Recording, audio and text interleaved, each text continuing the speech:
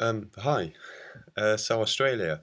Wow, that was it was pretty amazing. The documentary's finished now. It's ready for screening in it's ready for screening in February on BBC One.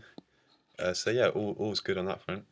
Um, um, I was back in Coventry for a month this time, so a bit longer. I got to spend um, well, my family did the second Christmas for me because we came back after the actual day of Christmas.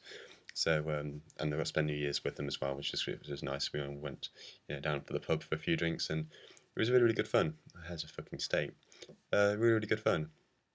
And yeah, the documentary looks really really good. Met some fantastic Australians. I still absolutely hate Fosters though, so nothing's changed on that front. And yeah, so this is my latest expedition.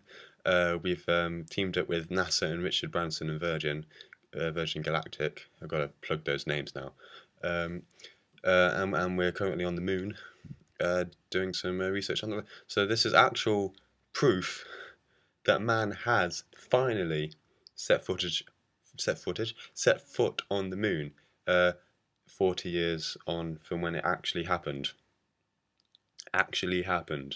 So screw you, Neil Armstrong. It's mine. So yeah, this is where you all are right now. Uh, you're here, looking quite pretty actually, I might say. Looking really really nice this evening, guys.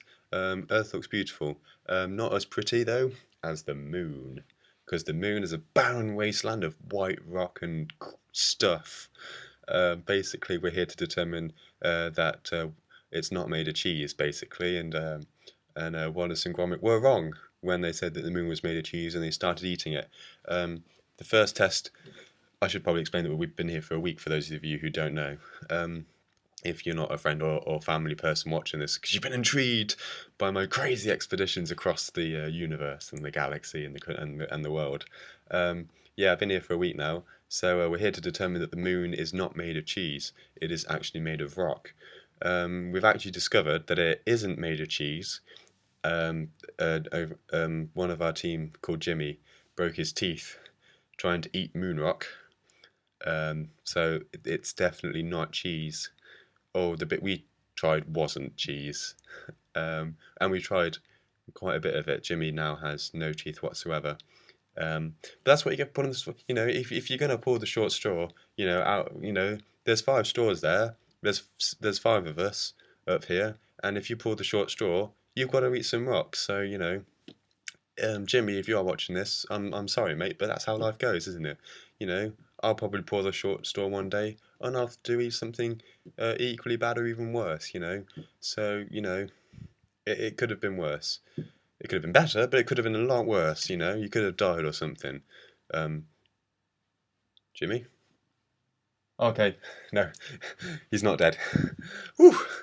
I thought he was for a second there. He's not dead. So yeah. Um, what else we what else are we doing here? We're not just here to see if the moon isn't cheese, because obviously we've proved that it isn't. It's actually made of rock. We're also here to test the rock samples now that we've determined that it is rock.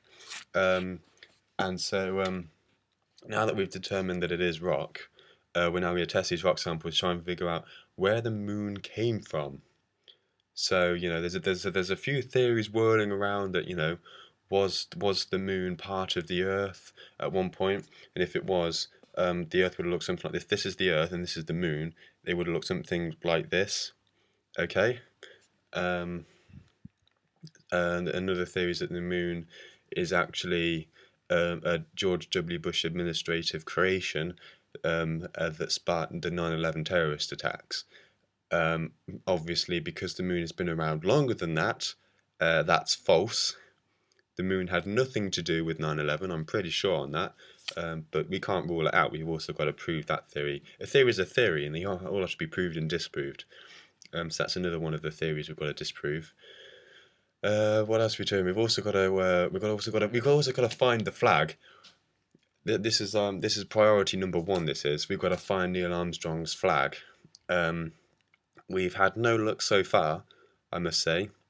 Um, we haven't found any footsteps either, apart from our own. And to make sure that we can distinguish between ours and Neil Armstrong's, we've all worn Nike Total 90s, which I wasn't happy about really, because they're not my style.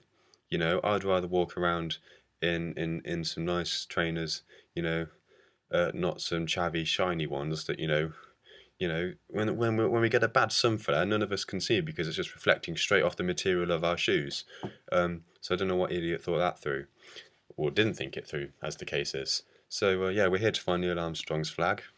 No luck so far. Um, and I think that's about it really. It's quite nice up here, as you can see. We get a good view of you guys back, and so don't worry. We are keeping tabs on you. We can see exactly what you're doing. So don't do anything that might get you in trouble because we can see. So yeah, I hope everything's all right back on Earth, and I shall hopefully see you all soon if we don't blow up on re-entry. We are using a NASA shuttle, so it is a possibility.